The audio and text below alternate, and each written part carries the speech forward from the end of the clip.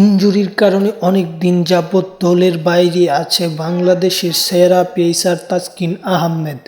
আজ বৃহস্পতিবার মিরপুরে গণমাধ্যমের মুখোমুখি হয়ে নিজের ফেরার খবর জানিয়েছেন তাসকিন আহমেদ।